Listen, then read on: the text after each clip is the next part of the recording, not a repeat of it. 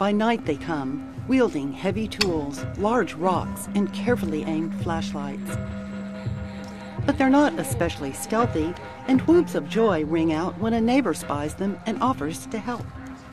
Actually, the Garden Posse of Austin wants to enlist the neighbors to help rob them of ugly, neglected spaces and turn them into gardens that nurture neighborly goodwill.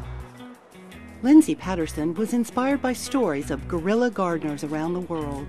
With just a few seeds or plants, guerrillas renew worn-down public spaces with gardens overnight. This idea really excited me, and it seemed like a really good way to get people involved with gardening in a way that's more low commitment than either having your own garden if you're not ready to have your own garden, or if you don't have time to go to a community garden, and just kind of like getting that flexible hands-on experience and meeting other people who are interested in the same things that you are. Thanks to social media, events, and plain old word of mouth, new guerrillas quickly joined the ranks. When I first moved to Austin, just one person I knew had gone to one of the meetings, and I just thought that sounded like the coolest thing to be a part of. And I came to one, and then the rest was history. I made so many friends and just got so involved, and it just kind of got me on this whole spiral of gardening as soon as I got to Austin. By day, they tend the gardens on the way to work, on the way home, or on general drive-bys. But they break ground after dark. Hard, compacted soil, almost like cement in drought, doesn't scare them off. It only takes an hour to put in a garden. Yeah. And, then at the end you have something that you're like, whoa, we did this. And, it's an accomplishment. You feel good about it. On South First, they added their own greeting to the one on Roadhouse Relic's wall. That was a spot that we really liked because there's so much foot traffic and even vehicular traffic that goes by there, so it was high exposure, and tourists, locals, everyone is using this mural to take photos in front of, so it was kind of a way to clean up that space and give back to the general community where a lot of our other gardens are really neighborhood specific. They surprised a congregation in East Austin. That was an idea I had just because I was connected to that church, and I go there sometimes and just really loved the congregation there. One of our goals is to, make people happy through gardening, and it was just a great opportunity. So we kind of surprised them with it. I didn't tell them that it was going to happen. We just, showed up, and the pastor had mentioned where, what he wanted to do with this little slab of concrete.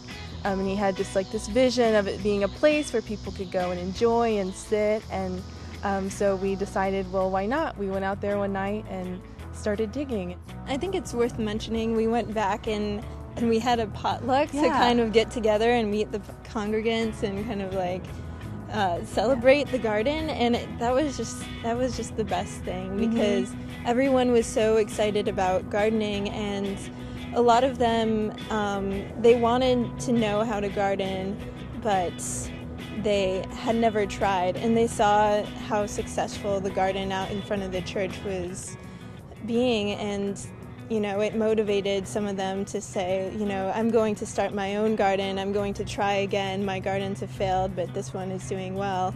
And just the pastor was so excited that out of this little watermelon patch we had planted, he had 7 watermelons, and he named every one of them. Nearby, on Chestnut Avenue, they brightened up a street corner on a weedy vacant lot. Lindsay and Carolyn made a daytime stop to add some new fall plants. Like most of the Garden Posse's retrieval, it isn't huge in size. Its immensity is measured in the joy that the edibles and flowers bring to people walking by, or waiting for the bus, or playing at Chestnut Park across the street. Its significance lies in what a big difference a little attention makes. Sometimes they pick spots in their own neighborhoods or on their route to work, where it's easy to drop by to weed, water, and replenish. Other times they plant a seed that brings a neighborhood together. We've had places where the community has also chipped in and taken it under its wing, which is the goal for any of our gardens, is that the people living around it and interacting with it will take ownership in the little garden and want to care for it also. On Cherrywood, already neighbors are ready to pitch in after asking the Posse for help. I met Jeannie, who lives next to this lot, and she volunteered that, there's this area that's never been developed, and the owner had said a couple of years ago that the neighbors were welcome to use it in anywhere they wanted. On the night they broke ground, neighbor Melvin enlisted as a new guerrilla. When other neighbors on bike rides and walks saw the Posse in action, they returned with tools from their sheds. By the time they had enriched the soil and given it new life, they were also new friends, united by the garden they birthed. One of my favorite things about this is just seeing how it's inspired me to garden more, is just like, even if these little gardens don't turn into big community gardens someday, they at least start something in the community where it taught me a lot about gardening, and I think everyone who's involved with our group realized that they know a whole lot more about gardening than they ever thought.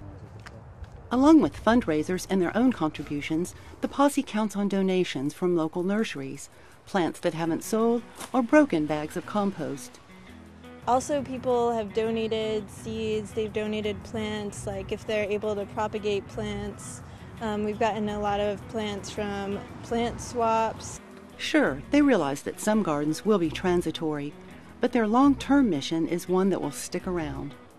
These aren't meant to be around for 10 years. They're kind of temporary installations in which, some of the neighbors might wake up the next day after we visited and been like, wow, that's a new garden, I didn't know that you could put it in a garden there. And it kind of surprises people and encourages people to take more active participation in the community, in the land around them, kind of think about things in a different way, and at the very least, be more interested in things that are going on in the community.